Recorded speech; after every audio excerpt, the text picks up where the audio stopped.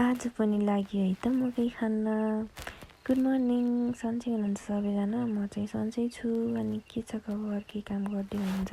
मकै खाँदा खाँदै भोक लाग्यो हामीलाई, अनि चिया र बिस्कुट लिएर आउनुभयो मम्मीले।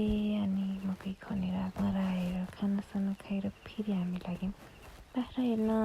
अनि काफल हेर्नु न कस्तो मजाले पाकेको। यता आन्टी फेरि बाँझो रुखमा चढेर मलाई काफल दिँदै हुनुहुन्छ, यता चाहिँ अर्की नक्कली फेरि।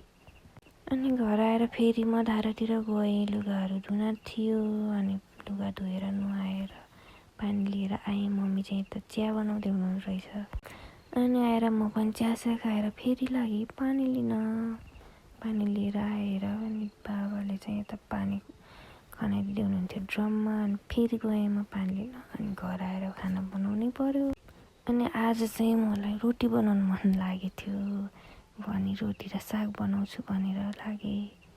अनि आन्टीकोमा फेरि चाउचाउ पाके रहेछ। अनि आन्टीले बोलाइहाल्नु भयो नि मलाई। गएर सबै मिलेर चाउचाउ खायौँ। अनि घर आएर कामतिर लाग्नै पर्यो होइन। अनि आएर रोटी बेल्दै साग पकाउँदै थिएँ। साग पनि पाक्दै थियो, रोटी पनि पकाउँदै थिएँ। अनि रोटी पनि पाक्यो, साग पनि पाक्यो, रेडी भयो साग र रोटी चाहिँ। अनि दाल पनि पकाएको थिएँ कि। अनि यता चाहिँ सलाद काट्दैछु, निम्बु, गाजर, काँक्रा, प्याज चाहिँ छुटेछ, केही छैन। अनि कहिले कहिले कस्तो जग्गा लाग्छ हो खाना बनाउन, कहिले फेरि के हुन्छ खोइ। अनि यहाँ चाहिँ के छ भनेर देखाउँदैछु।